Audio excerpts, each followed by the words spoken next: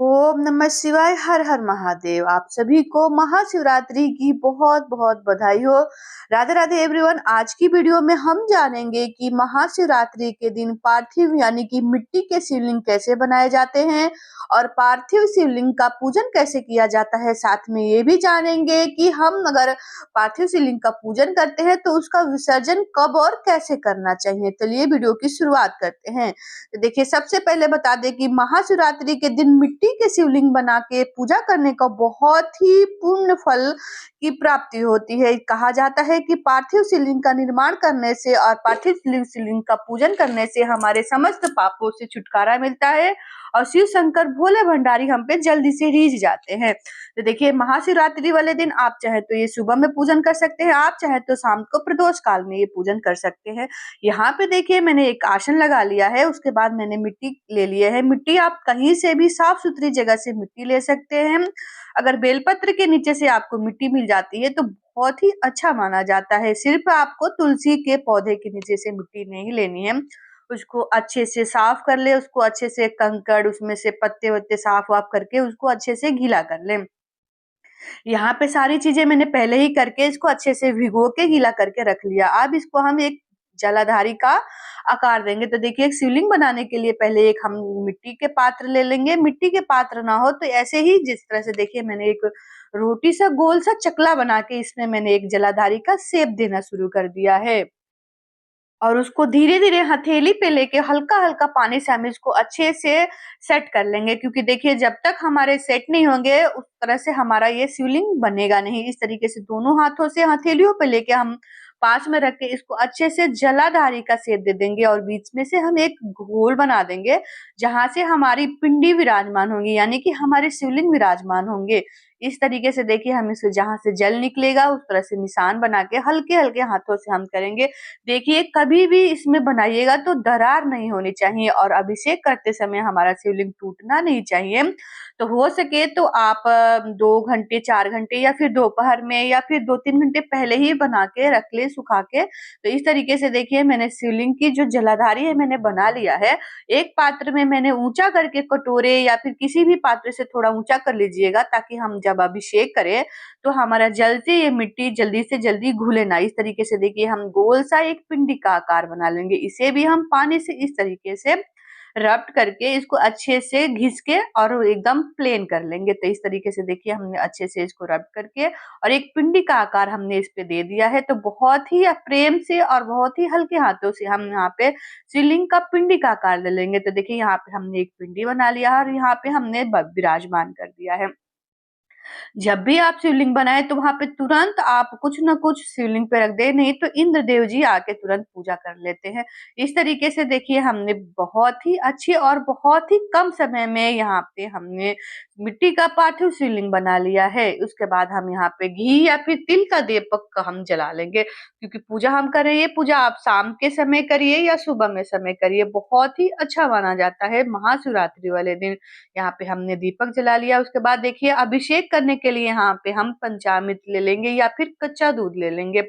देखिए, पंचामृत ले लीजिएगा। पंचामृत में आपको क्या करना है कि दूध, दही, शक्कर, घी और शहद लेना है। उसके बाद देखिए, यहाँ पे हम 3 बार अभिषेक करते हैं। तो देखिए, शिव परिवार जो होता है ना, शिवलिंग में ही समाहित होते हैं। तो जैसे एक तरफ गणेश जी होते हैं, एक तरफ कार्तिकेय जी होते हैं, बीच में उनकी पुत्री अशोक सुंदरी होती है। इस तरीके से देखिए, हमने जल का अभिषेक किया। उसके बाद हम पंच तत्व यानी कि पंच चीजों से, जैसे दूध, दही, शक्कर, घी, शहद, इन सभी चीजों से हमने अभिषेक किया। उसके बाद हम जल से फिर से अभिषेक करेंगे। तो इस तरीके से 3 बार अभिषेक करना होता है। जब तक आप अभिषेक करते रहे, ओम नमः शिवाय मंत्रों का जाप करते रहिएगा। इस तरीके से हमने 3 बार अभिषेक कर लिया। उसके बाद हम वस्त्र स्वरूपी कलावा अर्पित करेंगे। यहाँ पे आपके पास अगर जनेऊ है तो जनेऊ अर्पित करिए। सभी को देखिए, शिवलिंग में सभी परिवार समाहित होते हैं। इस तरीके से हम चंदन से तिलक लगाएंगे, त्रिकुंड बनाएंगे। तो यहाँ पे हमने तिलक लगा लिया है। तो सबसे पहले हम शिखर पे तिलक लगाएंगे, क्योंकि शिखर पे तिलक लगाना बहुत ही अच्छा माना जाता है। इस तरीके से चंदन से हम त्रिकुंड बना लेंगे। तो पहले हम ऊपर त्रिकुंड बनाएंगे, फिर नीचे, फिर बीच में हम इस तरह से त्रिकुंड बना के हम अच्छे से उनके शिवलिंग को अच्छे से तिलक लगा देंगे। यहाँ पे आप चाहें तो हल्दी से तिलक लगा सकते हैं, यहाँ पे सिंदूर से तिलक लगा सकते हैं, रोली, कुमकुम। देखिए महाशिवरात्रि साल में एक बार आती है, जिस दिन आप शिव शंकर जी पे रोली और सिंदूर और हल्दी का तिलक लगा सकते हैं। इस तरीके से हम अक्षत समर्पित करेंगे, तिल समर्पित करेंगे। देखिए अक्षत, तिल, भस्म जो भी आपके पास है वो समर्पित करेंगे। भोग के लिए आप बतासे ले सकते हैं, मिश्री ले सकते हैं। फिर हम भोग के लिए बैर का, फल में बैर का भोग लगाया जाता है। और देखिए जब भी आप बैर का या फिर किसी भी चीज का भोग लगाइएगा तो शिवलिंग के ऊपर आप टच करके रखेंगे तो वो आपको याद रखिएगा कि खाना नहीं होता है। इसीलिए आप बगल में थोड़ा सा रख के भोग के तौर पे रख दीजिएगा। इस तरीके से देखिए हम रोली से यहाँ पे तिलक कर लेंगे। उसके बाद रोली से लाल चंदन से तिलक कर सकते हैं। उसके बाद देखिए यहाँ पे बेलपत्र हम अर्पित करेंगे शिवलिंग पे। बेलपत्र बहुत ही ज्यादा अच्छा माना जाता है शिवलिंग पे, जहाँ हमारे भोले भंडारी को बेलपत्र अति प्रिय है। तो इस तरीके से आपको बेलपत्र पे ओम लिख सकते हैं, चंदन से तिलक लगा सकते हैं और शिवलिंग पे टच, जो भी बेलपत्र का चिकना साइड होता है वो शिवलिंग पे टच होना चाहिए। इस प्रकार से आप 5, 7, 11, 2 जो भी एक जो भी आपके पास बेलपत्र है वो आप बेलपत्र उनको समर्पित करिए। इस तरीके से उनकी प्रिय चीजें भांग हो सकता है, धतूरे ले सकते हैं, धतूरे का फल, धतूरे का फूल। यहाँ पे हमने भांग अर्पित कर दिया, बेलपत्र अर्पित अर्पित कर दिया, उसके बाद हम यहाँ पे धतूरे का फल अर्पित करेंगे। ये सारी जितनी भी आपको प्रिय चीजें मिल जाती हैं उनकी, जैसे समी पत्र हो गया, धतूरे का फल हो गया, यहाँ पे दूर्वा अर्पित, गणेश जी के नाम से दूर्वा अर्पित करेंगे। तो इस तरीके से देखिए सभी को हम दूर्वा अर्पित करके दिए हैं।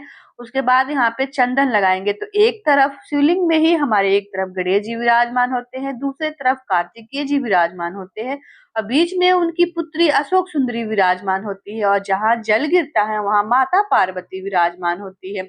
इस तरीके से देखिए हमने सभी देवी देवताओं को यहाँ पे पूजन कर लिया है। फूल समर्पित कर लेंगे तो सफेद फूल मिल जाता है, लाल फूल मिल जाता है, पीले फूल मिल जाते हैं, वहां पे समर्पित करेंगे। यहाँ पे हम कुछ दक्षिणा रख लेंगे मंदिर में, इसको हम दान कर देंगे। उसके बाद बहुत ही प्रेम पूर्वक से हम यहाँ पे धूप दीप दिखा के यहाँ पे हम आरती कर लेंगे। इस प्रकार से देखिए हमने धूप दिखा लिया है। उसके बाद देखिए आपने अगर व्रत रखा है तो थोड़ा सा हाथों में अक्षत और फूल के ले लेंगे और यहाँ पे हम कथा सुन लेंगे। कथा की वीडियो मेरे चैनल पे आपको मिल जाएंगी, आप जाके सुन सकते हैं। उसके बाद हम जो दीपक वहां पे प्रज्वलित किए थे उसी दीपक से हम यहाँ पे आरती कर लेंगे। आप चाहें तो अलग से कपूर की आरती कर सकते हैं।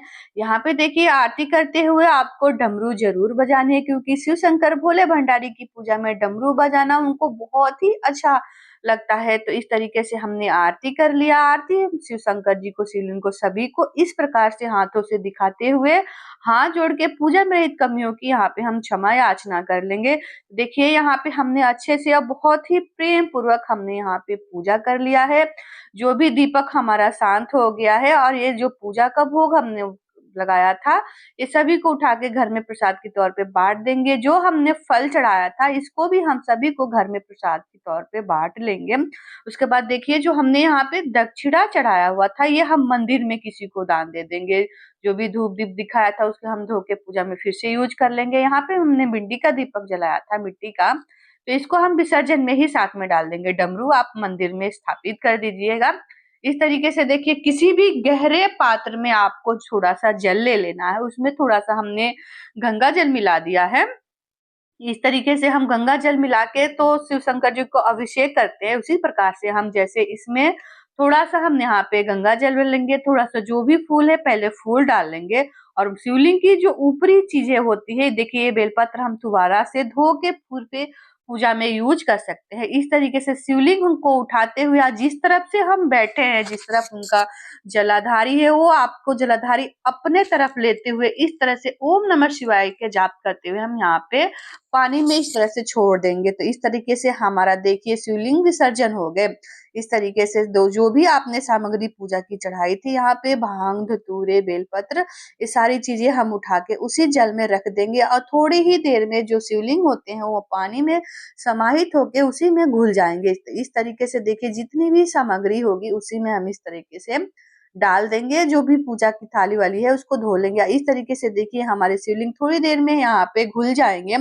इसको आप किसी भी पौधों में डाल सकते हैं सिवाय तुलसी जी के अलावा। और हाथ जोड़ के पूजा में रहित कमियों की हम क्षमा याचना कर लेंगे।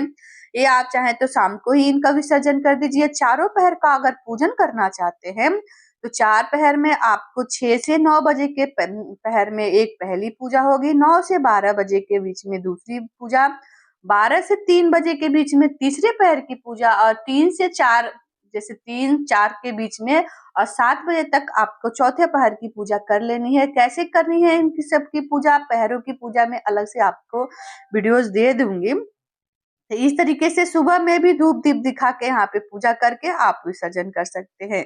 आशा करती हूँ कि आपको मेरी वीडियो पसंद आई होगी और वीडियो 2026 महाशिवरात्रि की आपको एक मैंने प्लेलिस्ट बना दिया है, आप जाके वहाँ पे देख सकते हैं। आशा करती हूँ वीडियो पसंद आई होगी तो वीडियो को लाइक कर दीजिएगा, चैनल पे नए हैं तो चैनल को भी सब्सक्राइब कर दीजिएगा। कमेंट बॉक्स में राधे राधे जरूर लिखिएगा, हर हर महादेव जरूर लिखिएगा। मिलती हूँ दूसरी वीडियो में। राधे राधे।